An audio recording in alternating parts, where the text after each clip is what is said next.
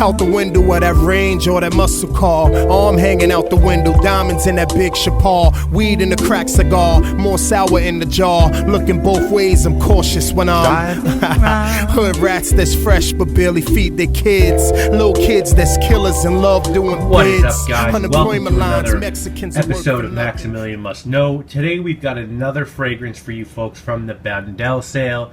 This one from the extremely old and well-respected house of Lubin in Paris, and this one is called Korrigan.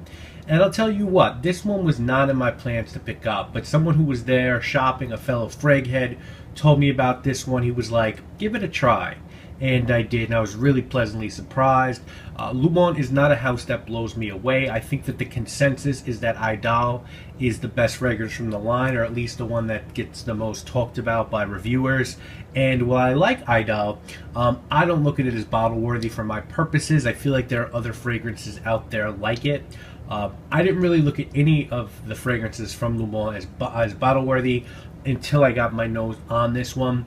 Before we talk about Korrigan, let's talk about the house first. Now, this fragrance was started a little bit after the French Revolution, when a gentleman named Pierre-François Lubin started his own perfume house in Paris. He started selling perfumed ribbons, ball masks, and rice powders to the aristocracy in Paris. But what really put him on the map was a fragrance called Eau de Lubin. And it was the house's signature scent. Royalty started to wear that fragrance and some of his other fragrances. Empress Josephine, Pauline Bonaparte. He had international clientele, and there's documented proof that he composed fragrances for the King of England and the Russian Tsar. Now, supposedly, he was also one of the first perfumers who had American clientele, as there is a claim that around 1830 his fragrances made their way over to the New World.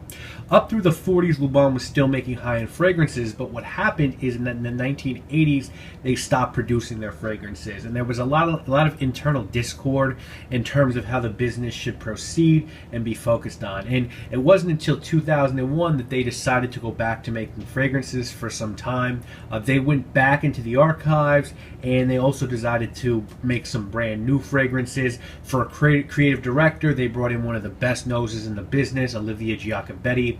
You guys know I'm a huge fan of her work. She's done one of my favorite fragrances of all time in Zing for La Artisan. As of today, Lubin has 12 fragrances in their catalog. The earliest is from 1934, the newest from 2012, and today we're going to talk about Korrigan.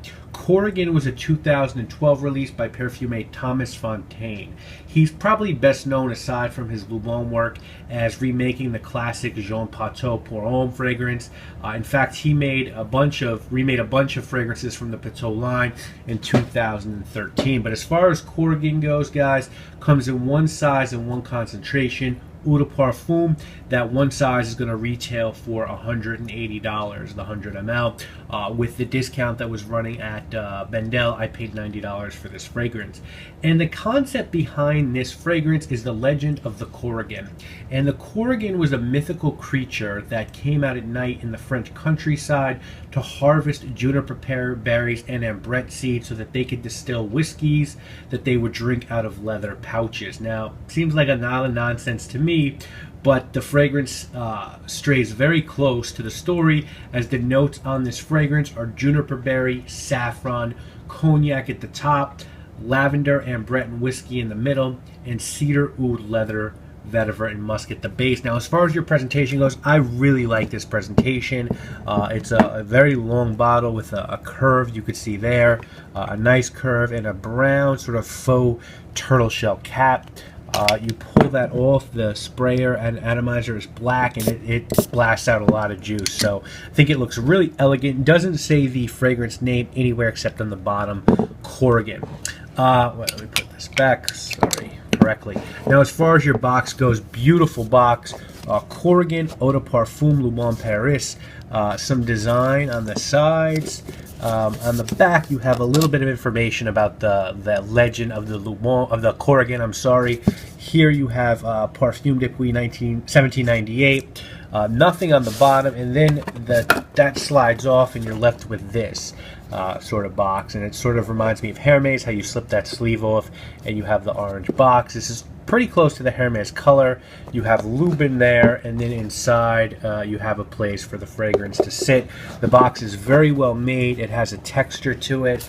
It's not, you know, just solid. There are little ridges and bumps to it. And again, you slide this guy on and you have your full box. Beautiful presentation. Honestly, I was very surprised by how well the presentation on this was done. It's a heavy bottle. Cap isn't that heavy, but I love the slope on it. I love how it looks. Beautiful, sort of cream white. Love how it looks sitting on a shelf. Very good job in that regard. And I'll tell you what I get out of this fragrance. At the top is just the absolutely smoothest blend of creamy vanilla mixed with cognac that you'll ever come across. To me, it smells like someone took a vanilla milkshake made with real vanilla bean and whole milk and tossed in a couple of fingers of very high-end cognac like Louis or Hennessy XO. You know, this ain't E&J or even Remy Martin VSOP. This is that next tier of booze. Smooth and as seamless as it can be. And I'll come right out and say that I prefer this to Spiritueux Double Vanille because here the booze is dialed down. It's just more creamy and smooth.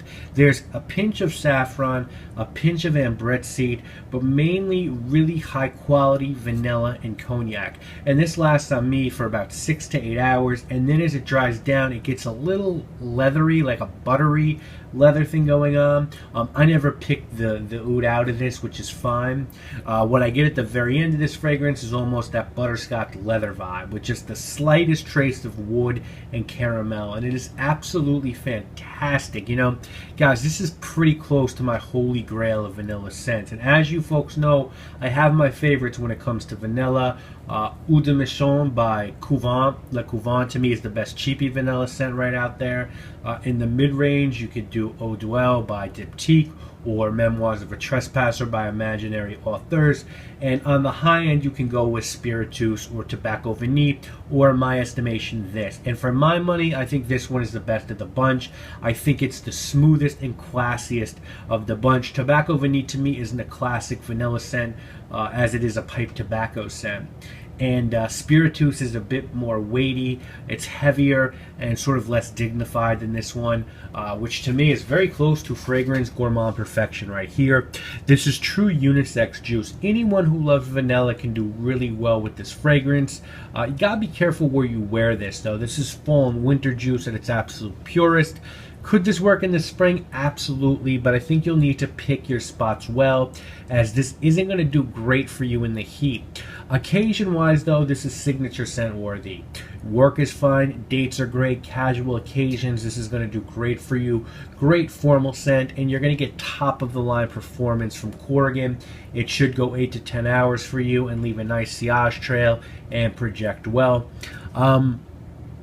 I really toyed with giving this a 10 out of 10, but I'm going to give it a 9 for a couple reasons. It's not quite a year-round scent, and once you go over that $150 threshold with me, a fragrance needs to be slightly more versatile to get a perfect score, but everything else is awesome. It's one of my favorite presentations of any fragrance in my collection.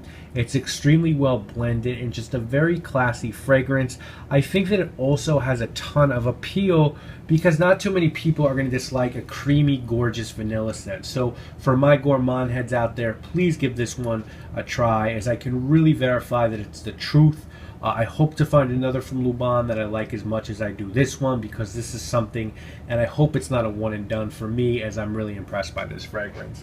Anyway, that is this week's episode of Maximilian Must Know. We'll be back next week with another Bendel fragrance, and we should have two or three videos next week, sample shopping and another one. So I'll see you guys again soon. Check out the blog, MaximilianMustKnow.com. And email me if you have any July questions. sunny day, and I'm feeling ice. Slide through Medina, son. I done pushed everything. I love the way the band swings, so I turn my music low. Caught a thought, wrote it down. I seen him come back from out of town and get laid down. His music loud.